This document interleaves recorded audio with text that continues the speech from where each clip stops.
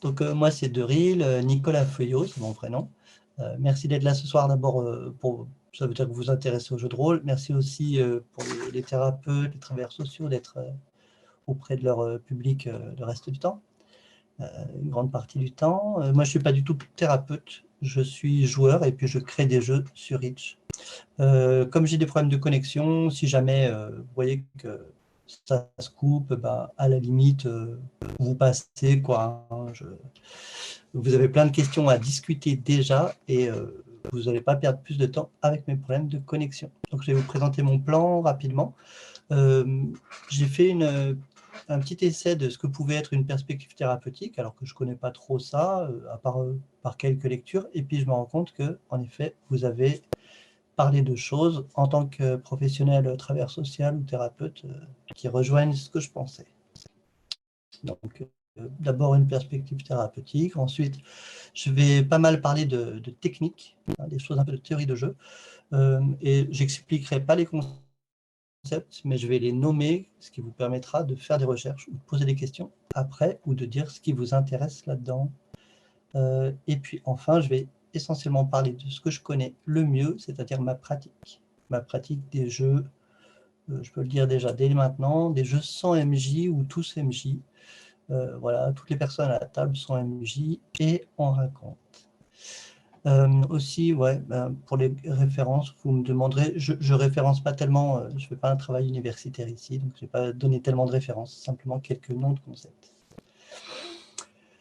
Alors, l'image que je me fais du jeu de rôle en utilisation thérapeutique ou dans un cadre professionnel, qu'est-ce que ça peut donner? La première chose, c'est une activité créative. Et donc, ça permet de faire par exemple une médiation, comme une médiation par la musique, une art-thérapie. Corentin me parlait des... Ah non, c'est pardon, Nicolas qui parlait des Squiggle Games. Bon, bah voilà, on crée une petite bulle de créativité, ça apporte de l'autonomie, et puis du coup, quand on fait l'expérience de son autonomie, ben, ça apporte du plaisir aussi. Alors du plaisir, du fun, mais aussi du plaisir sérieux, enfin toutes sortes de plaisirs, hein, même on peut aller dans des émotions qui ne sont pas forcément fun. C'est des jeux, plus précisément dans le jeu de rôle, comme le théâtre, les contes, les jeux de société, les blagues. Jeux de société, dès qu'il y a un peu de narratif, c'est des mots, bon, les mots sur les mots, on fait souvent le jeu de mots. Ça vient chez l'enfant, ces jeux d'imitation, et parce que ça sert à quelque chose dans le développement. Plus précisément encore, on fait un décalque de la réalité. Donc, moi, je ne sais pas, j'ai l'impression que toutes ces activités où on parle, c'est dénouant, quoi. Ça, à la fois, c'est un endroit protégé, donc on peut se construire, mais en même temps, ça permet aussi de régler des problèmes. Mais ça, pour l'instant, je le pose comme des axiomes, j'ai aucune preuve de ça. Un intérêt pour un professionnel, c'est qu'on peut fixer le thème et l'objet de la partie, ce qu'a fait Nicolas Stock, par exemple, en posant la parentalité dans le cadre d'un jeu avec les parents. Et il a vu également, et donc je vais rappeler pas mal de choses, parce que je suis assez d'accord, on peut profiter en tant que professionnel du décalage de statut, du décalage des conflits, c'est-à-dire de créer cette réalité parallèle, enfin c'est pas une réalité parallèle, mais cette petite bulle, ça permet de travailler sur des objectifs spécifiques et de les choisir. Alors, ça c'est pour l'utilité que je suppose. Et puis maintenant, je vais vous donner des concepts de théorie de jeu qui peuvent vous être utiles dans votre pratique. Alors, on a parlé de la fantaisie, qui est déjà évoquée. Je ne parle pas du genre culturel précisément, non, de l'idée de fantaisie, c'est-à-dire on est dans un univers mental, on va dire, où il n'y a pas de résistance logique, pas de résistance physique, donc c'est la levée des contraintes. Mais il y a d'autres notions qui peuvent être utiles, celle de double lecture, comme quand on regarde une partie de sport, on éprouve des émotions, on se fait une histoire de la partie. De la même façon, quand on joue, on est à la fois en production, donc on va se retrouver en impro, mais aussi en réception, et donc voilà, cette double lecture ou ce double jeu permet, c'est un lieu où ça travaille. Bien sûr, mais je ne vais pas y revenir, mais je les nomme quand même, il y a les notions, avec le rôle de la notion de masque, et puis toujours dans le décalage, décalque de la réalité décalée, l'alibi, la notion d'alibi. Et si vous cherchez un peu la littérature avec, je pense à Collionen ou Emily Boss ou d'autres, la notion d'alibi est vraiment intéressante à creuser. Il y a une liberté particulière, quelque chose d'assez spécifique dans le jeu de rôle qui est une grande liberté d'interprétation, c'est-à-dire que les règles du jeu de rôle ne sont pas explicites, contrairement à Dixit par exemple ou d'autres jeux. Les règles, il y en a une partie qui est explicite et puis le reste qui est négocié. Il y a un nom poétique pour ça, c'est les jeux infinis. On pourrait dire c'est l'imaginaire, le faire semblant, mais c'est une grande partie du jeu de rôle ou des jeux de rôle. Moi, j'ai une approche théorique. Alors, je mange un peu à tous les râteliers, mais quand même, le principe de Kerbos, il me semble important à rappeler. C'est le jeu de rôle, c'est une conversation, ou on peut le formuler aussi. Le système de jeu, c'est ce par quoi le groupe admet une chose dans la fiction. Donc, une sorte de reconnaissance consensuelle de certains faits dans la fiction. Pour ça, je vais le dire comme ça, les jeux de rôle, ils régulent en fait une structure parasociale. Le petit groupe devient une petite structure sociale avec ses règles spécifiques, certaines explicites et d'autres moins. Ça permet, selon le jeu qu'on choisit, de travailler différentes choses. En fait, non seulement selon le jeu, mais en fait, pour moi, dans ce cadre de définition, le jeu, c'est une partie, c'est pas les règles écrites. Donc, il peut y avoir des parties qui ont des structures anarchiques, acéphales, ou bien des parties qui organisent des confrontations régulées, sécurisées, ou bien qui sécurisent une prise de parole, plus ou moins, des fois qui laissent le participant un peu démuni par rapport à sa prise de parole. Bref, il y a plus ou moins de prise de risque et avec plus ou moins d'intérêt selon les participants. Pour synthétiser un petit peu cette idée de jeu infini et de système négocié, en fait, un truc qui arrive très souvent en jeu de rôle, c'est que l'objet de faire semblant, il est redoublé comme thème implicite. Alors, je vais le dire autrement. Quand on est dans un jeu de rôle et qu'on se rend compte, par exemple, qu'on peut dire que notre personnage lit l'avenir et donc qu'il va arriver ça ou ça, ce qui est arrivé avec une personne qui jouait avec Nicolas avant.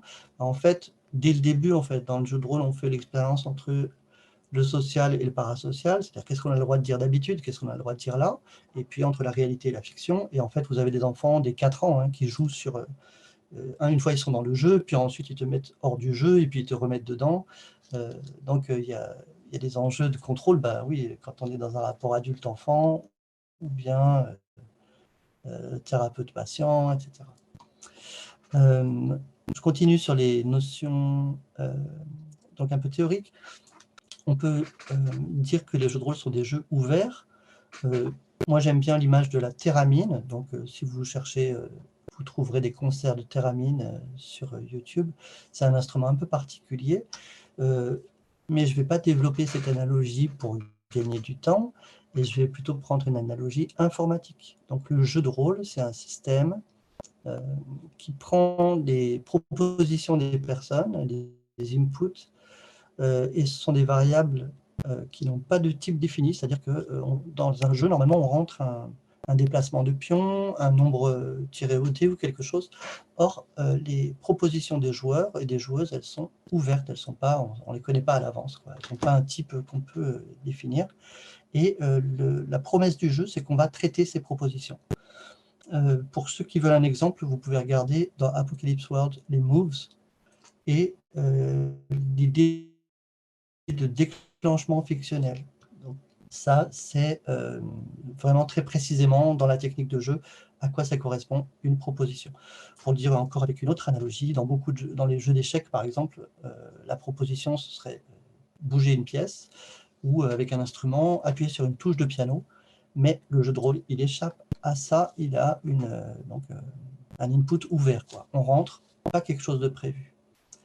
Alors maintenant que j'ai posé ces notions, je ne les ai pas décrites vraiment, c'est simplement pour vous donner des pistes, pour chercher les jeux qui font ça, ceux qui travaillent là-dessus, plus ou moins, et voilà, aller gratter. J'ai présenté ma pratique maintenant. Donc, comme j'ai dit, je fais des jeux très souvent avec tout le monde MJ. Donc, grand pouvoir, grande responsabilité, beaucoup d'impro.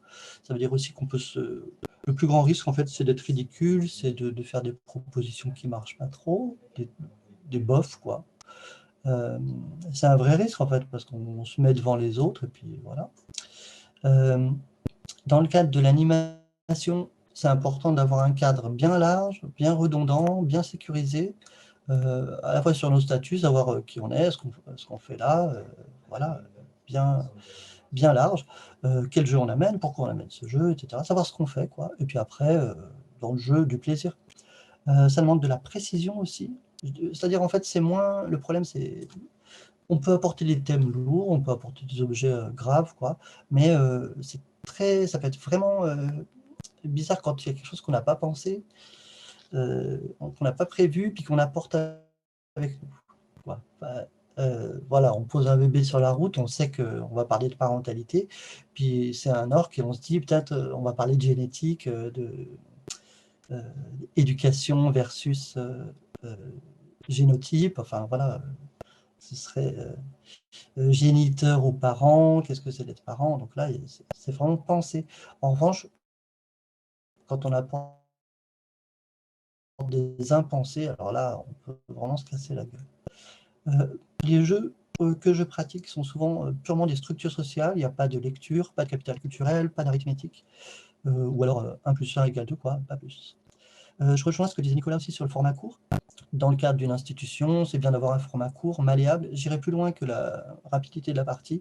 La table ouverte aussi, c'est en même temps une mesure de sécurité. En fait, quand on connaît bien ces outils, on peut être très précis, lucide, et puis comment dire, réagir sur le coup, voilà, avec des outils de sécurité qui ne disent pas forcément leur nom. Hein. Table ouverte, c'est simplement, vous partez quand vous voulez. Si quelqu'un arrive, on le prend, il rentre dans le jeu. Et donc, c'est pas tous les jeux qui font ça, et c'est bien à faire. Ensuite, pour que tout le monde ait ses responsabilités, on fait attention les uns aux autres. Il y a l'importance de l'accueil, du cadre de l'accueil, faire attention aux personnalités, apprendre à se connaître, demander les attentes des joueurs et des joueuses, étudier leurs relations, voir les dynamiques de groupe. Donc là, on est vraiment dans un rôle d'animateur, mais j'ai envie de dire, il est redoublé puisque on va déborder le cadre des règles explicites. Tout le cadre social est doublement plus important. Ça demande aussi, dans ma pratique, de reconnaître toutes les propositions, de les traiter, de les valoriser. C'est-à-dire qu'il y a des propositions qui peuvent être un peu bof, mais on va les valoriser collectivement, c'est-à-dire on va les reprendre. Et voilà, c'est toujours perfectible et euh, c'est très joli en fait. Et ça arrive très souvent qu'il y ait quelqu'un qui a une idée un peu solo, un peu personnelle, un peu bof en fait, par rapport à la position de départ. Et puis en fait, quand elle est reprise et valorisée par le Alors, on perd un petit peu la groupe, connexion. en Euh, fait, c'est une reconnaissance de la proposition, mais derrière la personne. ça coupe un petit Personne peu. s'y trompe. Je ne sais pas si tu m'entends, mais on a loupé quelques Donc, morceaux. du point de vue encore des techniques de sécurité, le soutien est constant. Euh, Emily Boss, toujours, qui a inventé, bon, elle a inventé plein de choses. La formule I will not let you down, c'est-à-dire on n'abandonne pas quelqu'un quand il y a un problème. Tout le groupe se met derrière. On parle de Nicolas, il est constant. L'aftercare aussi, l'aftercare qui est une notion qui est pas mal à creuser. Et puis en revanche, sur le débrief où on continue. Ah, pardon. Problème de connexion?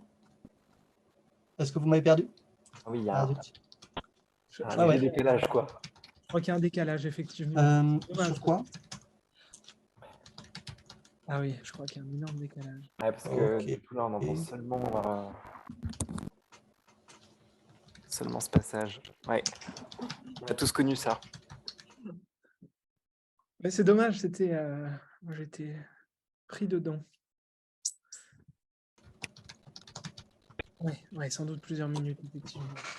Je ne sais pas où tu en es, sur quelle temporalité tu es maintenant de rythme.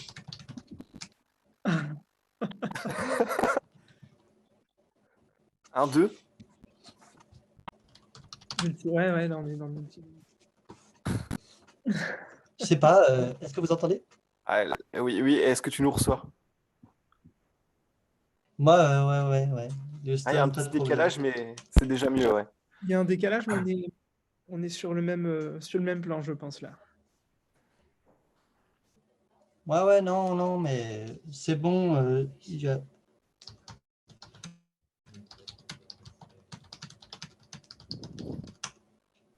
Eh bien, peut-être, oui, tu peux y aller sur le débrief si tu veux, comme tu le sens. Vous entendez? Ouais, simplement, non, très rapidement. Il y a Emily Boss qui dit simplement I will not let you down. Donc, on ne se laisse pas tomber. Donc, on est tout le temps dans le care et dans l'aftercare, en fait, pendant la partie. Je voulais juste dire avant la conclusion, ouais, sur la repersonnalisation, en fait. Selon les expériences qu'on a, c'est quand même hyper important. C'est bien de jouer, continuer à reprendre en tant que soi l'histoire, mais il y a aussi, enfin, ça dépend des patients, j'ai envie de dire, mais des fois, il faut quand même vachement repersonnaliser, dire on est là, on est dans la salle, on est des personnes et on sort du jeu, quoi. Voilà. Ça dépend des expériences qu'on propose, mais voilà. Ok. Est-ce que c'est tout bon de ton côté ou...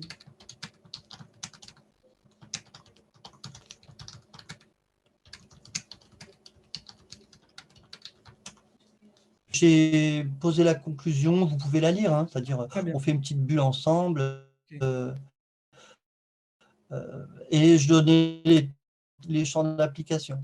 Vous entendez ça? Les limites d'application, c'est-à-dire pour la personne Laetitia, je crois, qui parlait de la réunion, langage obstacle, pas de problème, ça marche très bien en tous MJ parce qu'on s'écoute, on se parle, c'est fait pour ça. Surdité, pas de problème. Français langue étrangère, ça marche. Comme il y a de l'écoute, les hyperactifs, ils ont du mal parfois. Et moi, j'ai un problème, mais éthique, personnel. Je ne vois pas comment je pourrais jouer avec des personnes autistes si elles me disent que, si elles me font comprendre qu'elles n'ont pas envie de parler, quoi. C'est-à-dire, à un moment, c'est vraiment basé sur le langage. Et donc, je veux pas, je sais pas, moi j'ai vu de l'INI ce qu'ils faisaient. Et si vraiment il y en a des autistes qui disent, bah, moi ça me fait chier, ils me le disent avec des mots ou autrement, ça me fait chier de communiquer, je ne veux pas aller les chercher, quoi. Ouais.